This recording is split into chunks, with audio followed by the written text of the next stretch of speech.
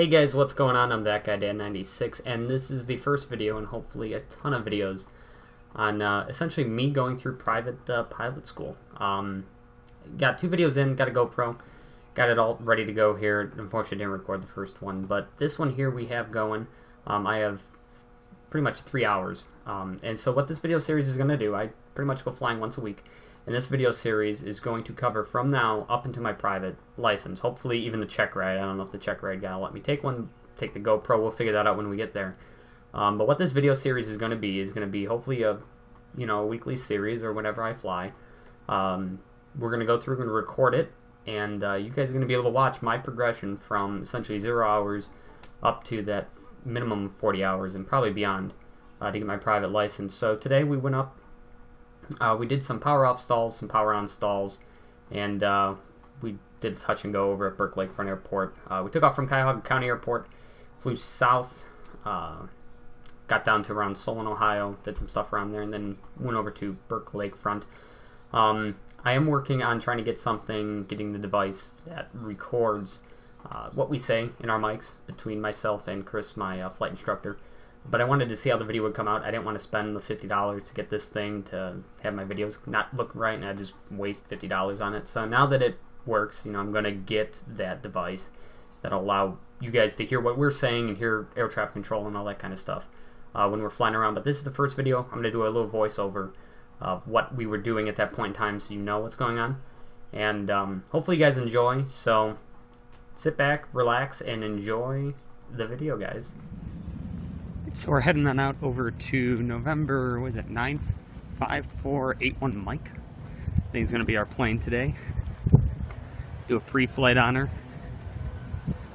First we'll hop on in and get everything into the plane. We got our headset and everything, so we'll get it in there and then do the walk around.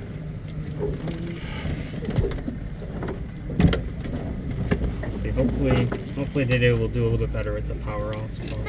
Oh, well, now you've done it before, and it might be a little bit better, right? It's not cool. Yeah, hopefully.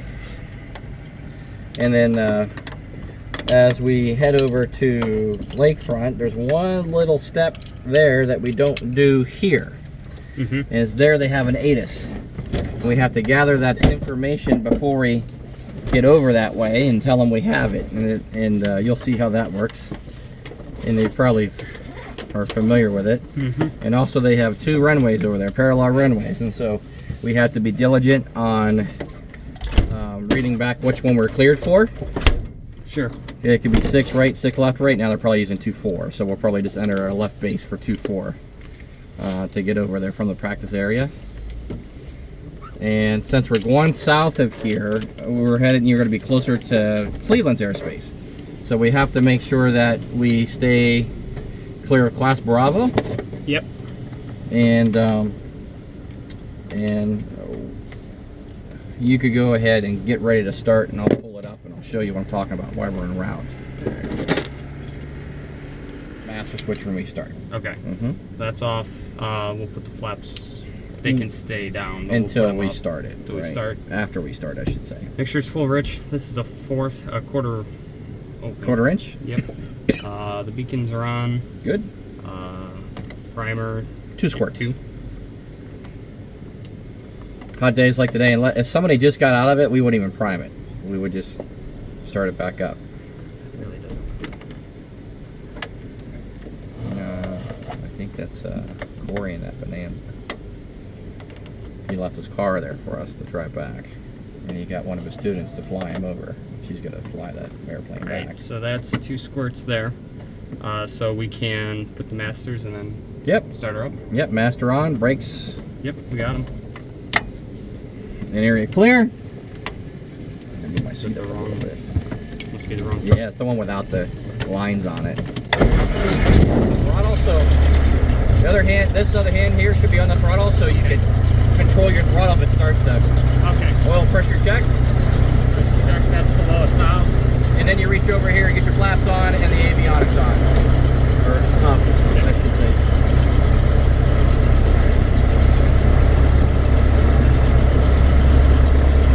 Alright. Check. 1, 2. Somebody else first tax.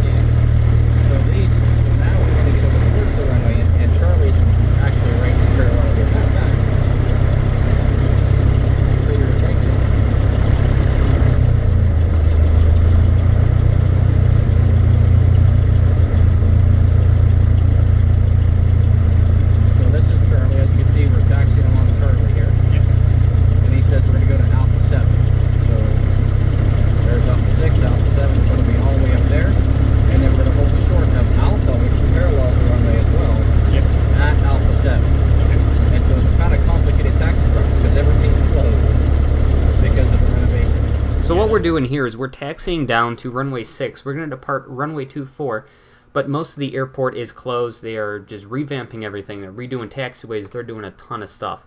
The airport's actually closed on the weekends, so they just have the entire airport to work. But so pretty much everything on the airport is closed except taxiway like Charlie, Alpha 5, Alpha 6, Alpha 7, and that south end of Alpha and Alpha 8. That's literally the only taxiways that are open at this airport. The charts are in the description, so you can go check them out. So what we do here is we taxi down Charlie, left on Alpha 7, we hold short of Alpha, let Tower know, they give us clearance, we taxi down Alpha to Alpha 8, and we back taxi all the way down to 2-4, and all the way down runway 6, make a 180, depart runway 24. Right, I would just set my altimeter to an 8 mil elevation, because the tower doesn't open until 7 a.m. and it closes at 11 p.m. And I know where we're at, you could say ready to go if you want to southbound. County Tower, Cessna, 5481 Mike, Alpha 7 short of Alpha, ready for work.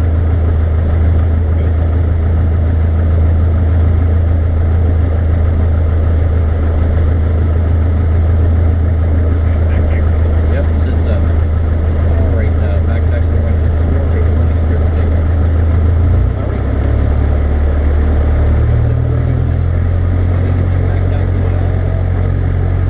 So I'm going to give her a takeoff clearance. We don't need to do anything else.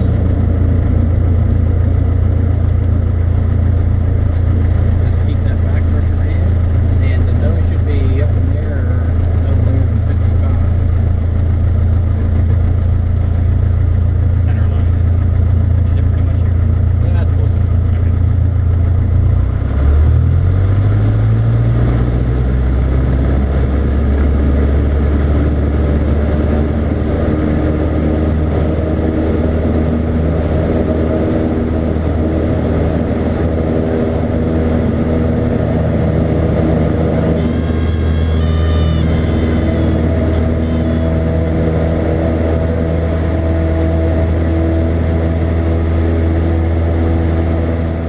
As you can see on departure here, we did encounter a little bit of wind that I wasn't expecting. Started to blow our plane to the right, and adding right rudder just completely overdid it with the wind, but we were able to recover and have a normal climb out.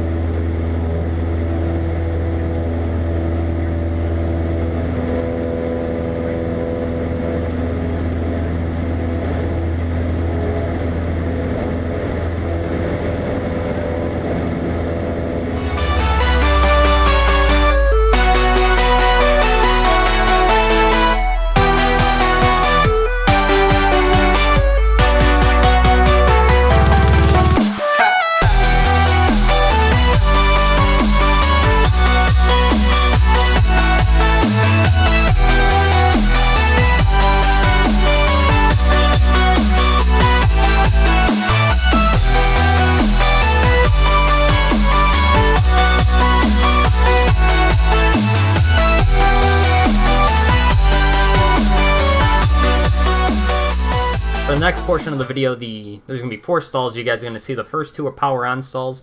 Those are simulating departure stalls. So we essentially put the flaps up and go full power, and we pitch up. We just act as though we just took off from an airport, and we pitched up way too much for some reason or another. And so those 2 stalls are power on stalls, and then the other 2 stalls are going to be power off stalls. They're simulating an arrival, an approach, and a landing stall, to where we we just bring the power back and we just get way too slow and we start to stall the aircraft. So those are the 4 stalls you will be seeing, and then after that we'll go into doing our touch and go at Burke.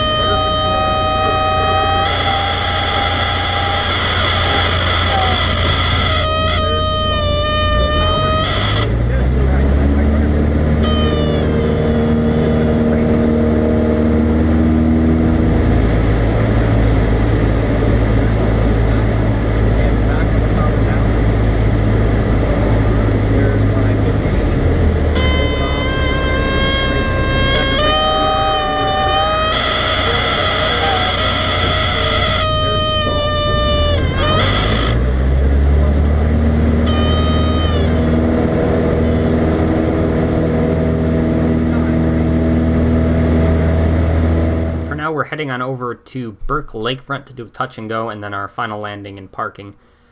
So we are descending down to 1,600 feet, which is the pattern altitude at Burke Lakefront. So we are flying on a left base for runway 24 right, and then we'll do right traffic for 24 right.